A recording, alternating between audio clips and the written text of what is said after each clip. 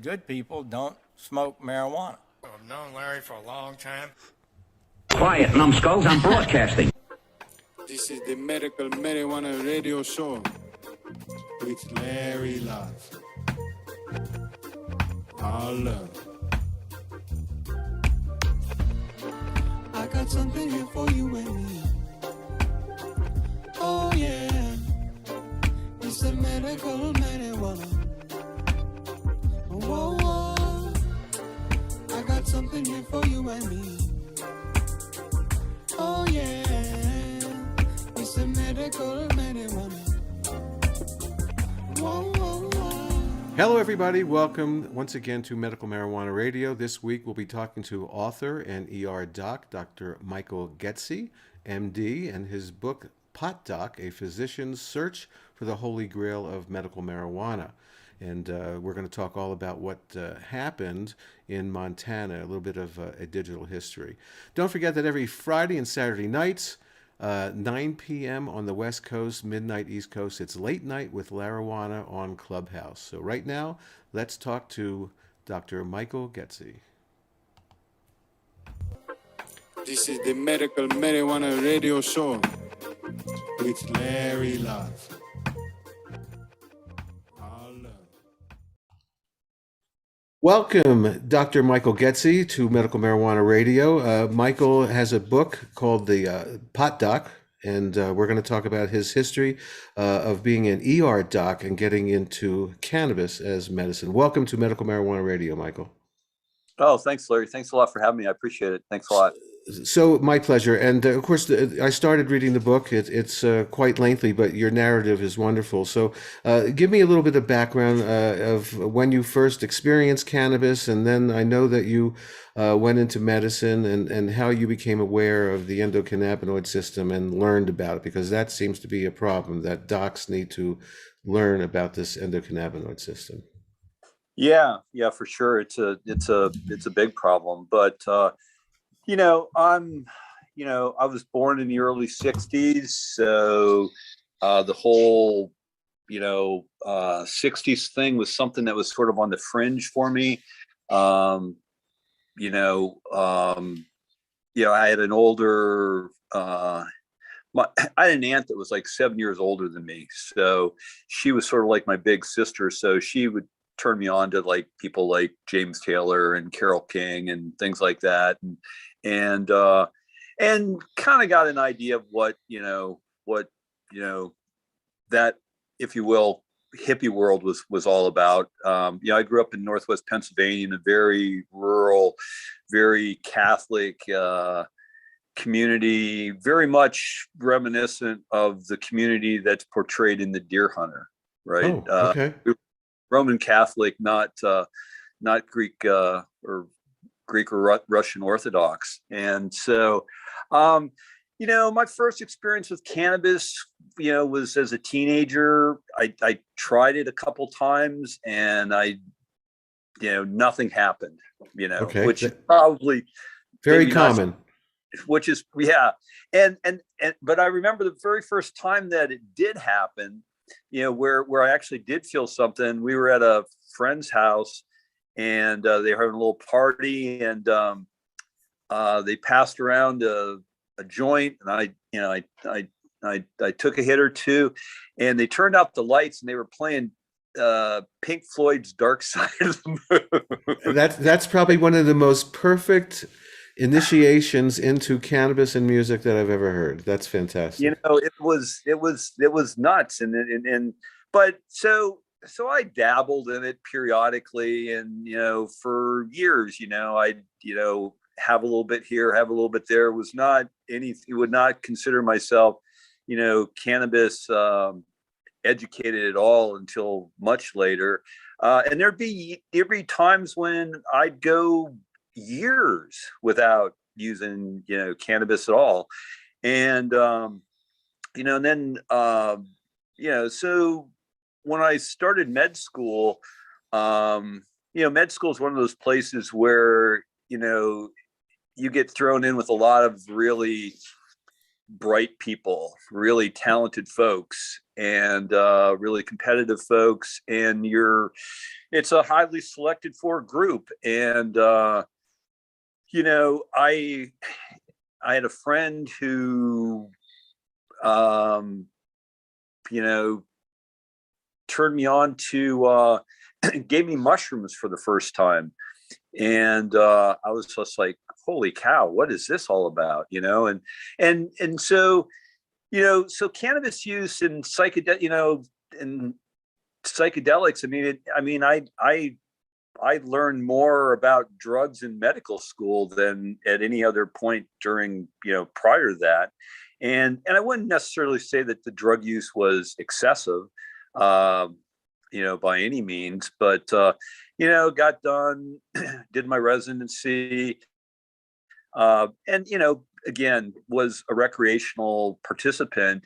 And, you know, and that basically happened until, you know, probably the fall of 2008, when I'd been divorced for a number of years and was living alone on this property that my wife and I had bought. That's relatively large property, but kind of isolated. And, you know, and I was, you know, we had separated and divorced by then. And, you know, and I was suffering, you know, and I didn't actually realize how I was suffering because, you know, one of the disadvantages of being a bright individual is that you mask a lot of things that other people don't. And depression is one of those things that bright people really mask. And I was, you know, I was feeling really down and alone. And I remember this is right out of the book, but I was skiing with my son, and he was probably 8 at the time, and we were at this little mom and pop ski joint, you know, about an hour from my house, and we were on the ski lift, and everybody was happy and having fun, and I was just as flat as anything could be, and I'd realized that I'd lost my ability to feel joy. Mm-hmm. And so I met a woman who lived in Montana on an online dating site, and we started communicating, and we ended up meeting, had a good time, and she invited me to, you know, to visit her in Bozeman. Mm-hmm. And you're already a doc at this time, right? Yeah, of course. And I know nothing about, you know, the only thing I know about cannabis, medical marijuana, as it was most frequently called back then, was that it was good for glaucoma and your quote lumbago unquote, right? I thought that it was a hoax.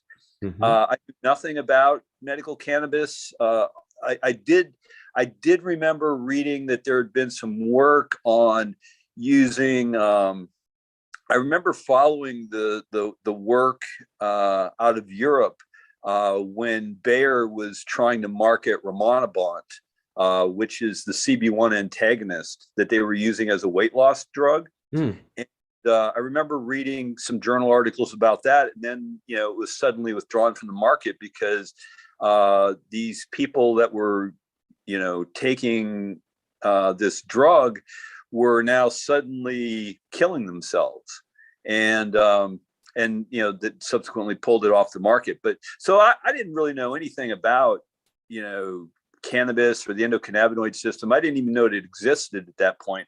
But what I did is when I went out to Montana, I thought that maybe it was an opportunity. You know, I learned that Montana was a legal state. You know, my friend said, you know, Montana's a legal state, and, you know, you could start a clinic here. And I looked at him like, what do you mean? What's a legal state? What are you talking about? And so I was as naive as you could get. I mean, I knew nothing about any aspect of mm-hmm. cannabis.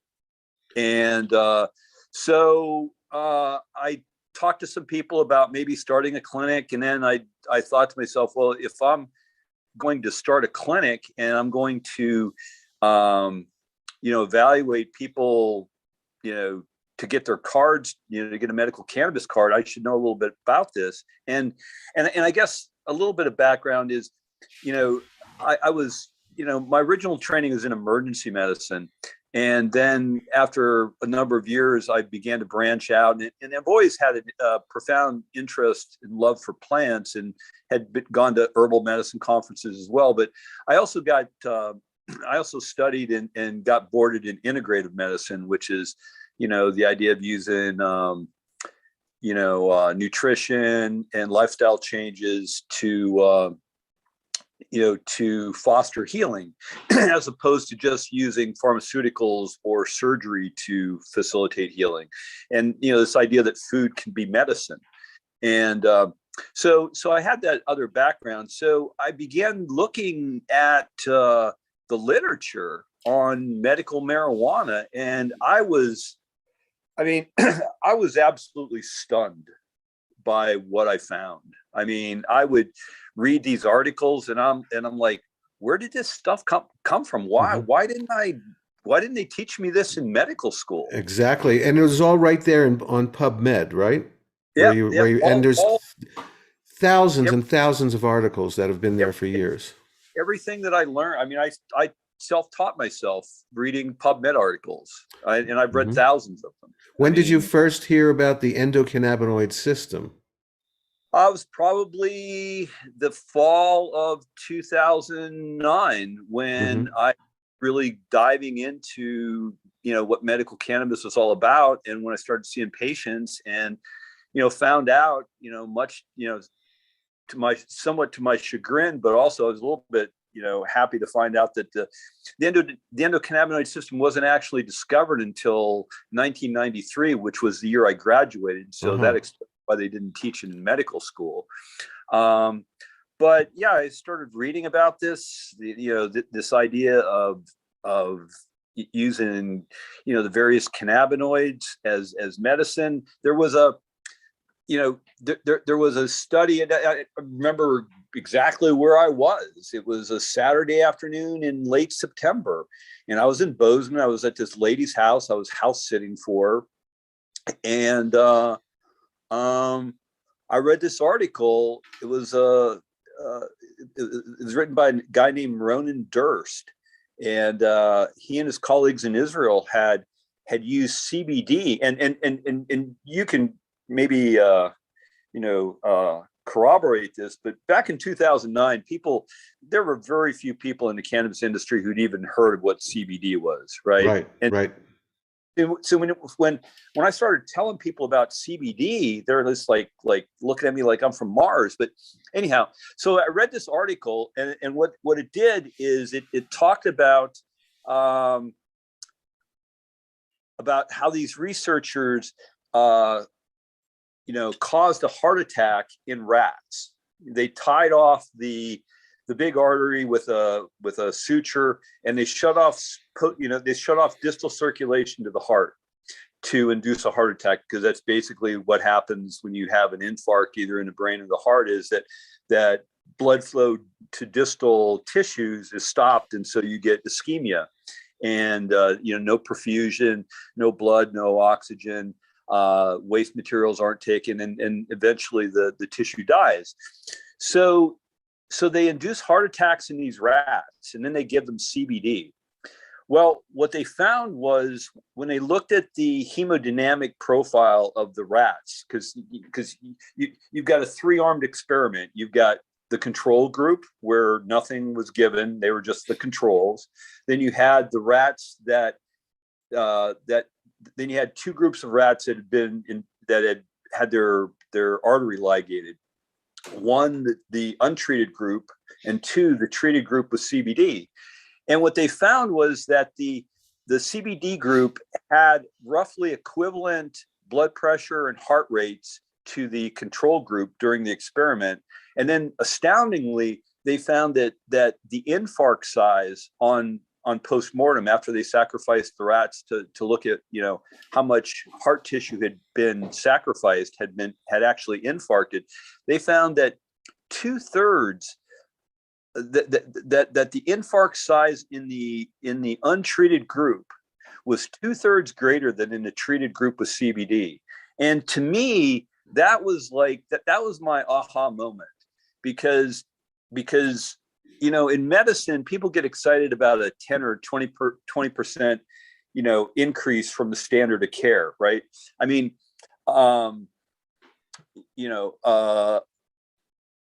great example of that is H2 blockers like Zantac and Pepcid versus Nexium and Protonix, proton pump inhibitors.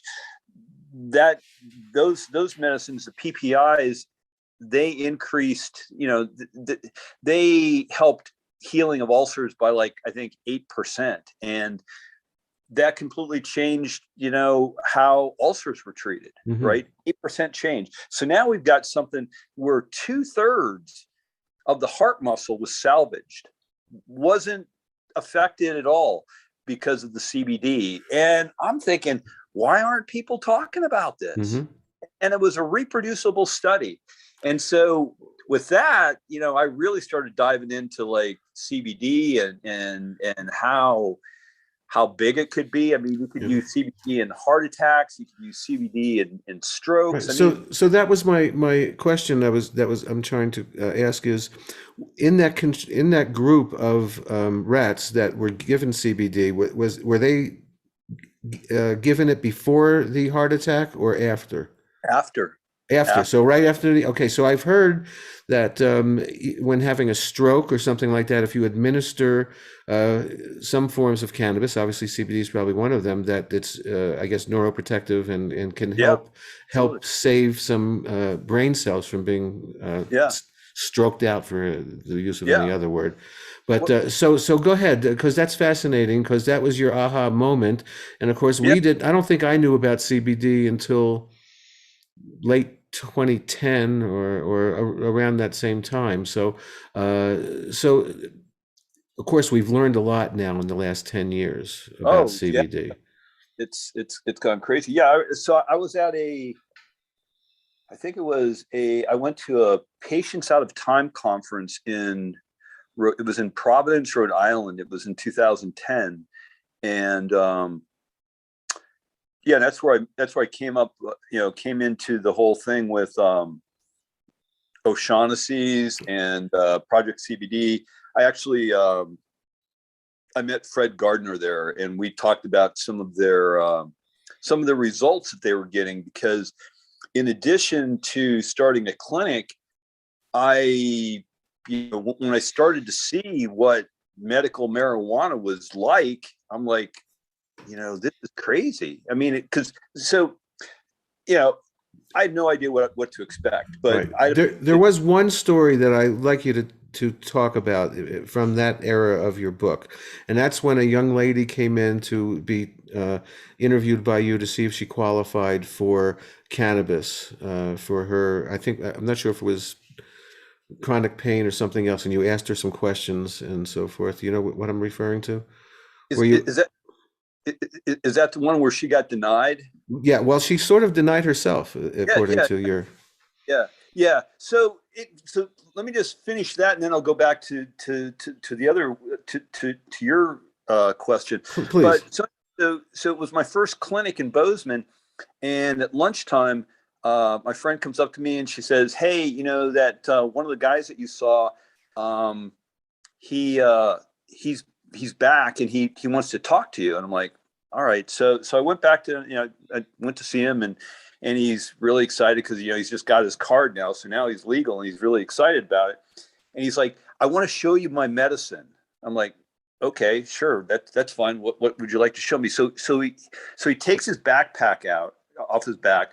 He opens it up and he takes out this brown paper bag, and he says, "Well, look inside." So I open it up, and inside there were probably, I don't know, half dozen, bags of, what looked like pot, and I'm like, "What is it?" He goes, "It's my medicine. I grow it." And I'm like, "Well, what's in it?" And he looked at me like I had 8 heads. Like, "What do you mean what's in it?" It's the best pot you'll ever smoke. Well, that may be so, but if you're, and that's where I formulated the idea that if you're going to call cannabis a medicine, you got to treat it like a medicine. And so that's what gave me the idea to start the lab, to actually like sort out what the cannabinoids were that patients were actually, getting, I mean, and it's still, I think, one of the biggest issues in, facing the cannabis industry is quality control. Absolutely. So you started an analytical lab? Yeah. Okay. No, I had a minor in chemistry, and I got out my organic chemistry book from college and did some reading and started going back to the literature. And then I started calling labs. I called Quest and LabCorp, and I asked them if they did cannabinoid analysis, and several of the places I called had no idea what cannabinoids were. So, and then, this in the book too, when one person finally got back to me, they said, yeah, well, I talked to my supervisors and we decided that we could do it, but he said, it's kind of expensive. I'm like, okay, well, how expensive are you talking about? He said, it'll cost $1,000 a sample. Wow. And I said, well, these people that are growing weed here seem to be pretty flush in cash, but I doubt they're going to lay down $1,000 for something like this, because, back then it wasn't regulated at all. And labs, people had no, I mean, we were one of the first. There were 3 labs in the country at that time. There was my lab, Montana Botanical Analysis. There was a lab called Full Spectrum Labs in Denver. Right. And then Steep Hill in California, in Oakland, and I learned about that. I was on my way out to Bozeman, and I saw I think it was the Fortune, it's either Fortune or Forbes magazine, and Mary Louise Parker was on the cover of it, and there was a thing that said, "Is weed already legal?" And it was about Steve D'Angelo's Harborside dispensary in California, and they mentioned that he had a laboratory that was doing cannabinoid profiles, and I'm like, wow, somebody's actually doing this. So I sent him a note on Facebook, and he replied, and he's very gracious gentleman. I was on a panel with him in 2011 in San Francisco talking about cannabis analysis and quality control. But yeah, he was a really good guy. He gave me a 30-minute interview and gave me access to some of his lab data so we could compare notes in terms of, are these numbers believable? Because cannabinoid analysis is a little bit tricky. And if you don't know what you're doing, you're not going to get the right numbers. And so it was interesting. And what were your first machines like that you bought for the lab? Were they gas chromatography? What were they? We bought a Agilent 1100 HPLC with an auto sampler and a digital analog detector. It was at the time state of the art. I had to buy the machine because because it was a startup. You needed a year of accounting data to show them that you were a legitimate business for them to lease it to you. So I had to buy it. Mm-hmm. So I bought an HPLC. We were later given a gas chromatograph because, I mean, it's kind of a funny, this is in the book too. It's kind of a funny story because when people found out what we were doing, they're like, well, we should start a lab too. So there was some guy, he must have finished chemistry in high school. He said, well, I'll be the chemist. Let's get a gas chromatograph. I think that's a good thing to get. And, as it turns out, you can't really, a gas chromatograph is great for measuring gases.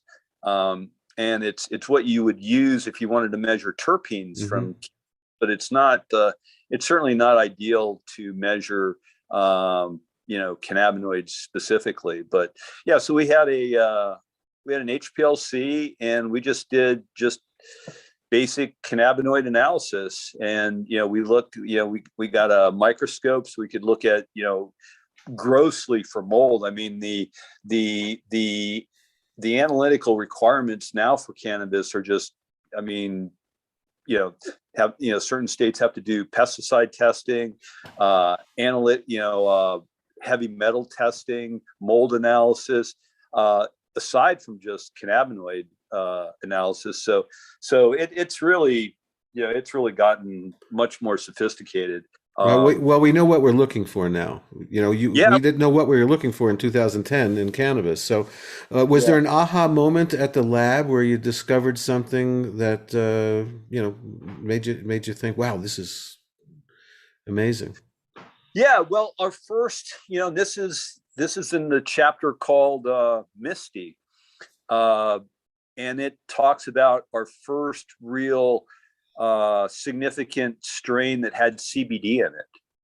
And it was, in time, word of mouth got around that we were a legit organization and we could be trusted. And so people started sending us their cannabis to get tested. Part of it was for their own self-worth and ego, so they could because bragging rights, right? I mean, the first, we had a, I don't know, we had sort of this fun little thing. We would call it the strain of the month, where we would highlight a certain strain and what its cannabinoid content was. And so it was kind of a big deal for the growers in the region to get some headlines on our website. And so we talked about the first strain of CBD, which was this Misty strain. And it was this strain that was kind of lanky. It wasn't, a robust, beautiful, fragrant plant. It was kind of like hemp. Looks like hemp.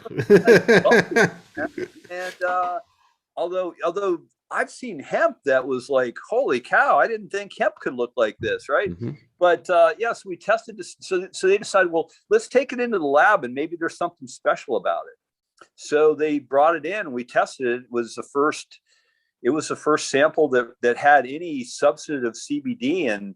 And I remember getting a call from my partner saying, "Hey, Mike, we found our first CBD strain." And then later we found a strain that was basically had a 1-to-1 ratio of THC to CBD, which is equivalent to the Sativex strain. And I thought, gee, that's kind of a big deal that here we are in Montana and we've got a strain that they're using for pharmaceutical development in England right now, with GW Pharmaceuticals. But then, yeah. So was that strain, you called it Misty? Misty was the first strain that had significant CBD. The 1-to-1 strain, I don't remember it having a name, but it was confiscated in the DEA raids of March of 2011. So all the genetics from all the work that we had done with other people.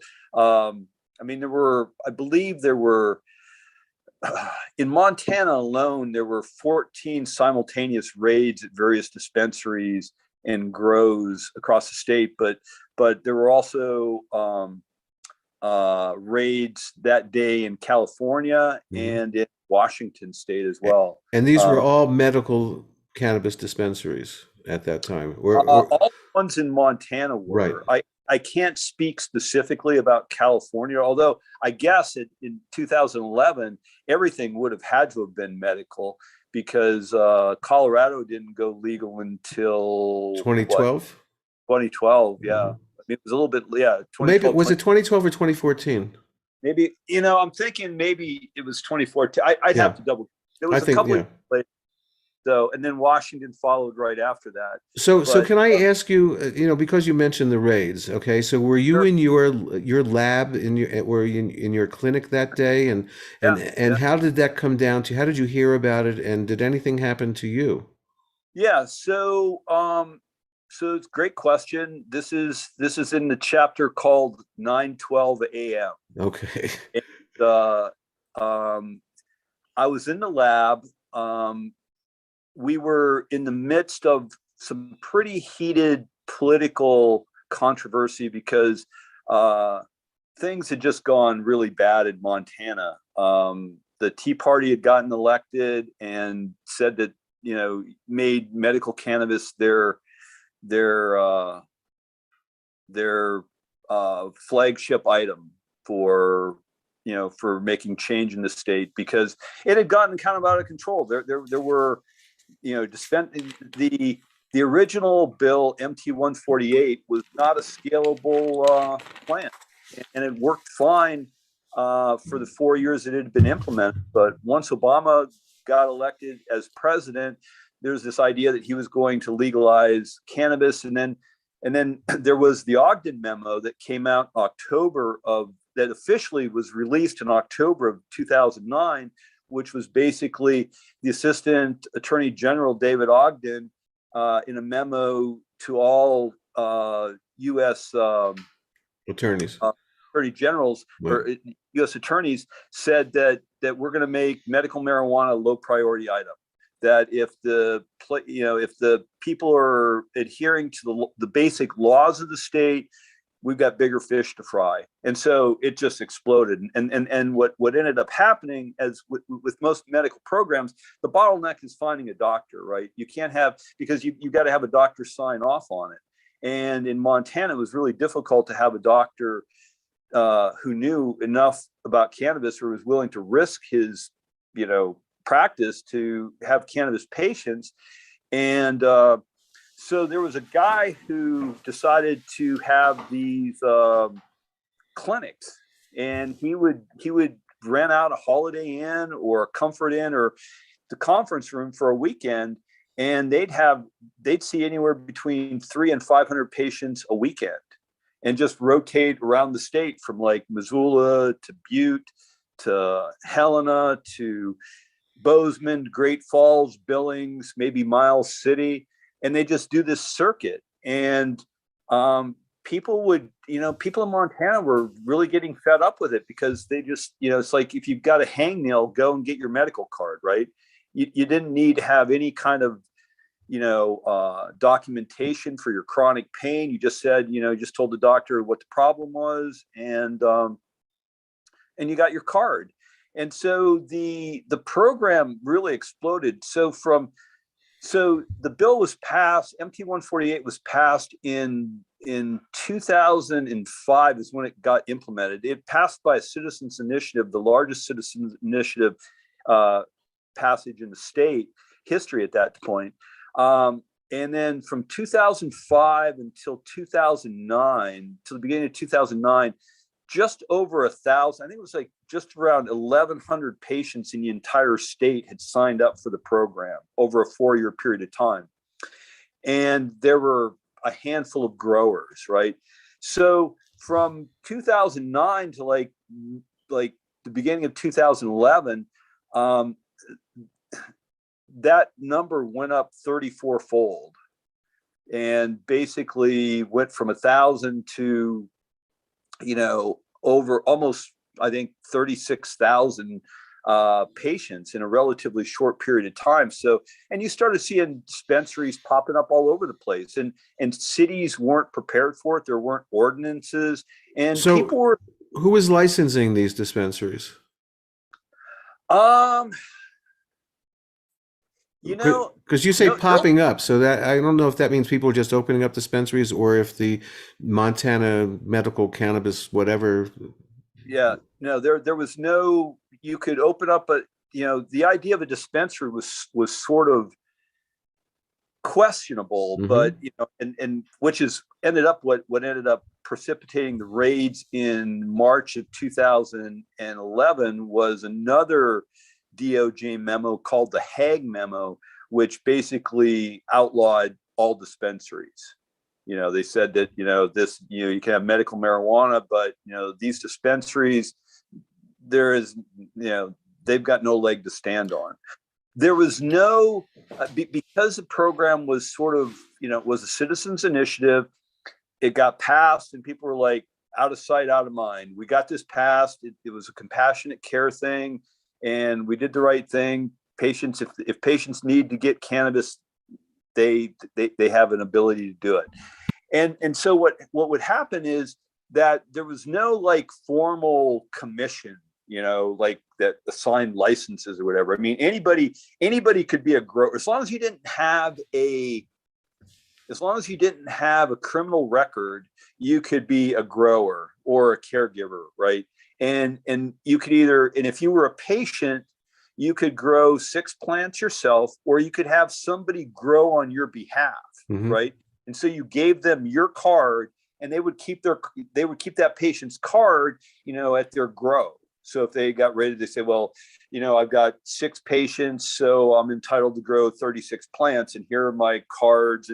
And so, I mean, it became like a big deal that, because the more patients that you had, as a grower or caregiver, the more plants you could grow. And, and the more plants you could grow, the more cannabis you could sell. And so it seemed like a pretty simple thing. And so there became this big, so at these clinics that were set up, they would have like in the lobby, they would have a dozen, maybe 2 dozen growers, caregivers, dispensary owners out, having tables. They had booths and trying to lure patients, saying, if you don't want to grow your own cannabis, let us grow for you. And, we'll give you a free ounce if you sign up with us. Right. And so there was a lot of incentive for people to get patients. And and so Montana the legislature only meets every other year. There's like there's 3 other states in the country. Texas, for whatever, you'd think that Texas would meet every year, but Texas is another state that only meets every other year. Nevada and one other, I don't remember what the other one is, but so by the time the Montana legislature adjourned in April of 2009, this problem was just starting to the slope of the curve was just starting its upward climb. And it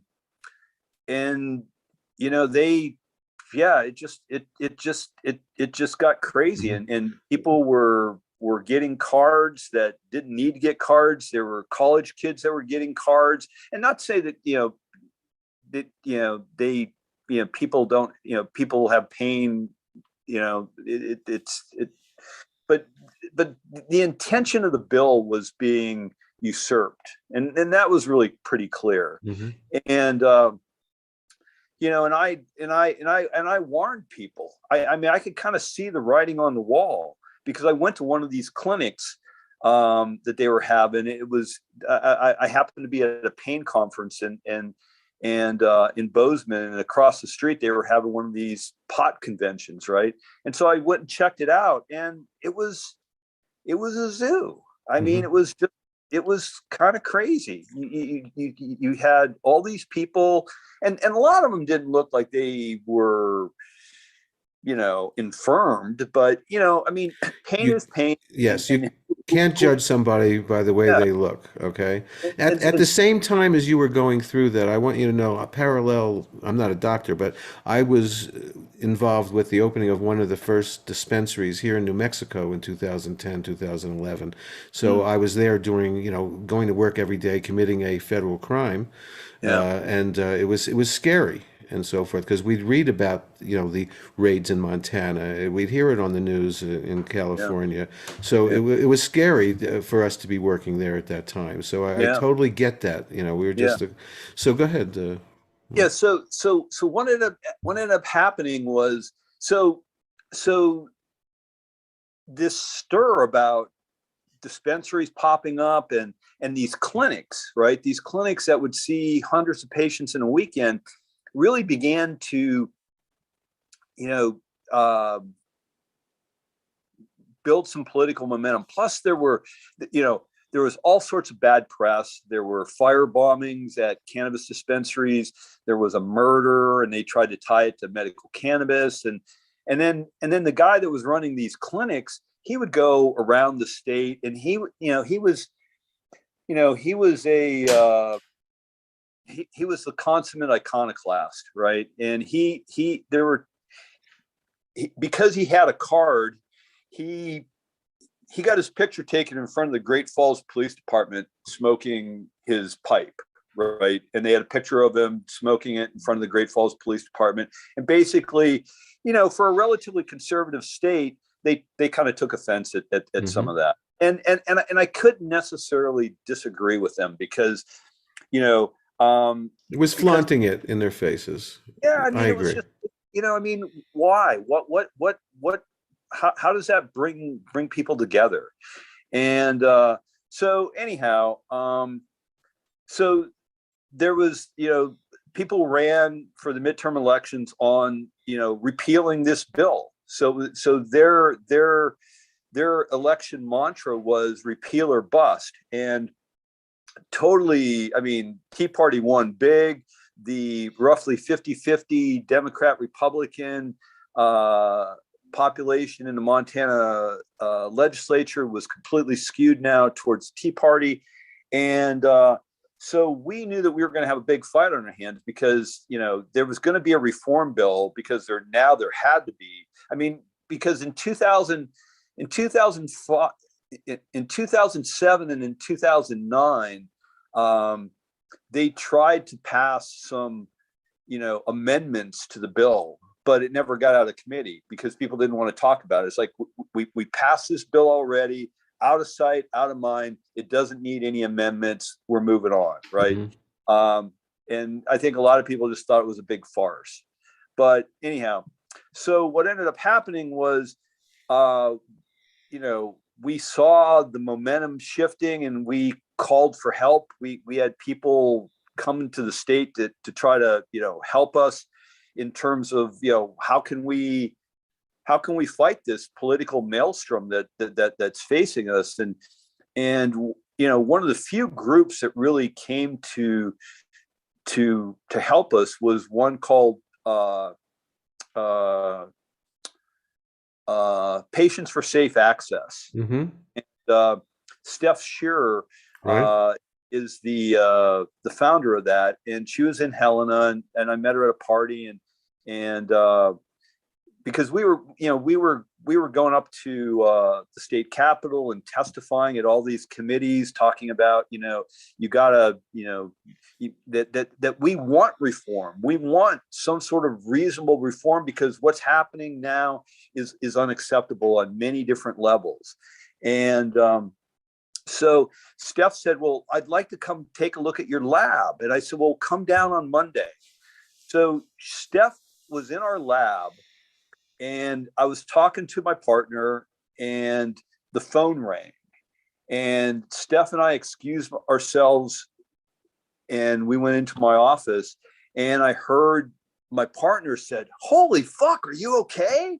And I'm like, and I walked out because Nola never talked like that. And I'm like, what's going on? And he covered his phone up. He's like, there are raids at the Rev's store, which was like 8 miles from us.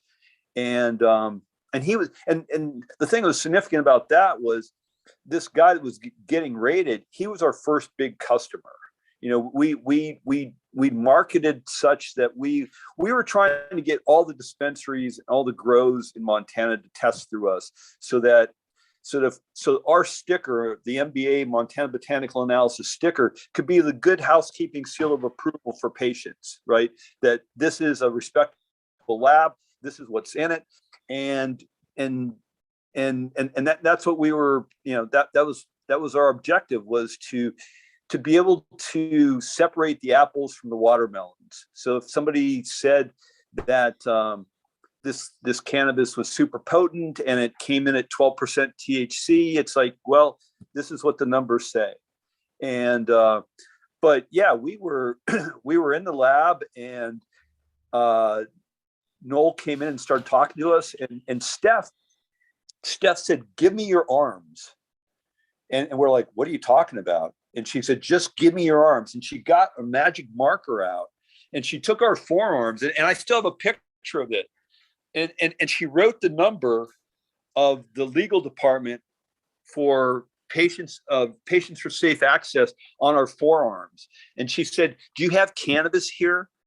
I looked at her and just kind of laughed, like, this is the cannabis testing lab. Of course we have cannabis here. She goes, "Well, you guys should be prepared to spend the next 3 days in jail." And we're like, "What the fuck? What are you talking about?" I had tickets for March Madness that weekend, in Cleveland. I said, "I can't go to jail. God, I'm taking my kids to March Madness. No, this can't happen." And no, we were just like, we were shocked. We were in complete, utter shock that this was happening. And we had this like number on our arms, and we're looking at each other like, we might go to jail.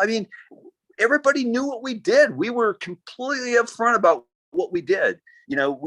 Before I started the lab, I called the district attorney in Gallatin County. I called the sheriff. I let people know where, I'm an MD, my partner's a PhD, and we're starting a cannabis testing facility for quality control, so patients can like at least get some sort of tested medicine, and it was horrible. It was a horrible day. And it was really the beginning of the end at that point, because once the raids happened, people, like, the business in the lab completely dried up. Patients didn't want to come to the clinic and get their cards renewed or get new cards, because everybody was afraid, because now there were all these there were these raids, people were going to jail, and it was really horrible. And the thing about it is, it's a piece of history, cannabis history at least, that very few cannabis advocates know about. When we were talking earlier about the state of the industry, and I talked about there's a certain delusional aspect to this, in that they're building this foundation of cannabis based on a foundation of sand. This is sort of like what's going on in the industry in terms of all the development and everything. I don't know, in my mind, it's like like buying a house, putting up a fence, painting it, putting all your furniture in it, and not having had not having gone to closing and then losing the house. Mm-hmm. Right. Mm-hmm. And and I think that there's a lot of there's people who would say, "Oh, the government could never do that. The government couldn't stop cannabis now. The genie's out of the bottle." Well, you know what? That's exactly what they said in 2009, the summer of 2009, when I started warning people about these clinics and how this is going to be blowback. But people were making so much money, they were like, that's not going to happen. That's not going to happen. They couldn't appreciate what, the potential for what might happen. And, and so, and look what happened, when Biden got elected, right?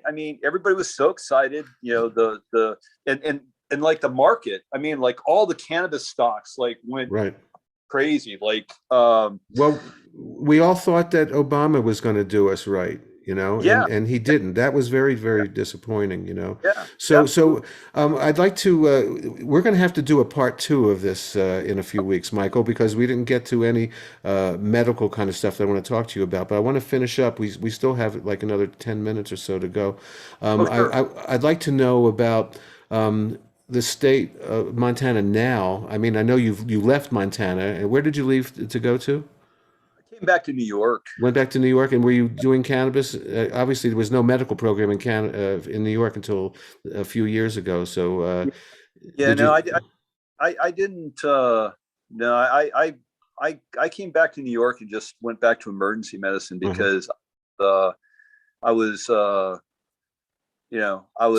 was in debt, and I was completely traumatized from the experience that happened, in terms of the program completely being shuttered. And so yeah, I came back to New York, and and then, I mean, the only reason that I really got back into the industry at all was because I felt like, I wanted to write a book about what Right. happened, because I thought it was interesting enough that Plus, you maybe, have all this knowledge of the plant yeah, that you have for over the years, and not many physicians have the knowledge that you have. So the fact that you are now out on Clubhouse, I listen to you every Saturday morning in a pharmacy, a pharmacological room. That's always yeah. fascinating, and you talk a lot about, the different diseases and afflictions that cannabis can be good for. And we're going to do another show on that. But before we leave today, can you catch us up on what's the status of medical cannabis in Montana now? Are you aware of what's going on? Yeah, so I still have some good friends there, and they had for 5 years they fought in the courts to have this bill that was passed, SB 423, thrown out in the courts, and it went all the way to the Montana Supreme Court, and it was, our group lost 9-0 in the Montana Supreme Court, and then we took it to the Supremes.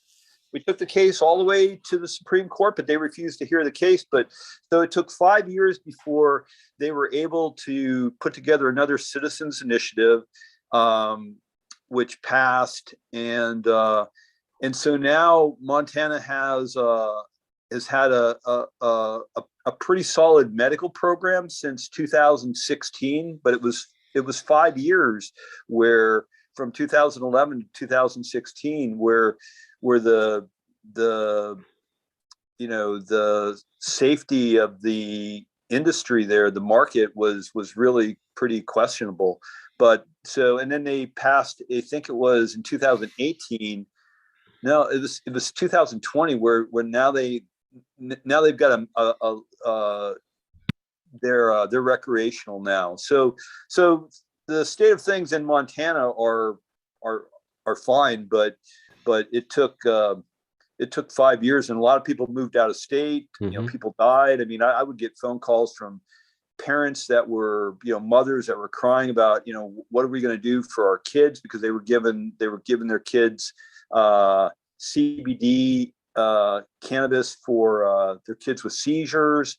And yeah, it was really a horrible thing that happened. And Well, it's yeah, all it's part of the history that we've had to live under for, our whole lifetime. The prohibition that started in 1937 certainly caused. I mean, the pharmacopoeia until 1947 had tons of cannabis by Yeah. Pfizer and Yeah. Lilly and all those people, and it was a medicine, and it Yep. got taken away from us because of prohibition. Many people died. We haven't mentioned 6630507 U.S. patent that the Yep. U.S. had on Alzheimer's, Huntington's, Yep. all kinds of stuff. CBD is a neuroprotectant. Yep. So, Department of all right. So what I'd like to do is I'd like you to give out where people can get your book. The name of the book again is? It's called Pot Doc: A Physician's Search for the Holy Grail of Medical Marijuana. And it's so important that physicians get educated about cannabis, lawmakers, the people making the cannabis laws in all these different states, law enforcement. Now is the time so that we can proliferate this great medicine. And of course, now that so many states have adult use cannabis, some places call it a responsible adult use. We need to get a handle on this, and the stigma is still here. The stigma is all over the place about this plant. So where can people get the pot doc? They can order it from my website, www.potdocthebook.com. You can get it on Amazon, or what I would encourage them to do is go to their local independent bookstore and ask them, if they don't stock the book, if they could order it, and order it through their independent local bookstore. So let's save a bookstore while we save the plant and save people with this great medicine. So everybody, I want you to check back in a couple of weeks. We're going to have part 2 with Dr. Mike, and we're going to talk about different uses of cannabis for humans, whether it's for the heart and stroke, and pregnancy is something that is very controversial, but there's studies out there about that. So we're going to have you back in a few weeks, and I look forward to that, Michael. Thank you for joining us today and giving us not only your history, and your book is fascinating. I'm going to try to finish it up this weekend, but the history of what went on in Montana. Montana is a crucial state for medical cannabis. When all that was going on, there was an attorney here in New Mexico that was trying to help out those people up there, and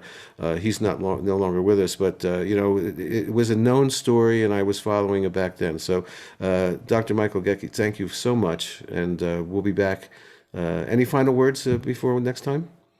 No, I just appreciate the opportunity to share my story, and I hope that I hope that people read the book and get something out of it, and I hope that if people are cannabis activists, that they actually, call your congressman.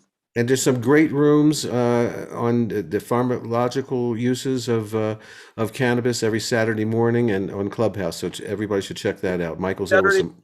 Yep, Saturday at 10 o'clock. It's called Cannabinoid Medicine and Cannabinoid Science in the Human Body, and it's usually about a 2-hour room from 10 a.m. Eastern time to noon. So we'd love to have you come by. We have a lot of really interesting topics. So. Thanks a lot. I sure appreciate you having me. My pleasure. And I look forward to everybody. Make sure to check back in a couple of weeks. We're going to have part 2. It's going to be fantastic. We'll be right back after this. Thank you, Dr. Mike. Yep. Thanks. This is the Medical Marijuana Radio Show with Larry. Thank you, Dr. Mike. I also want to thank my 2 radio mentors, both with the initials HS. Thank you for your inspiration. We'll be back next week with another great interview. And don't forget, Friday and Saturday nights, 9 p.m. on the West Coast, midnight on the East Coast. It's Late Night with Marijuana on Clubhouse. We'll see you next time. Peace and love, everybody. Peace and love. Peace and love.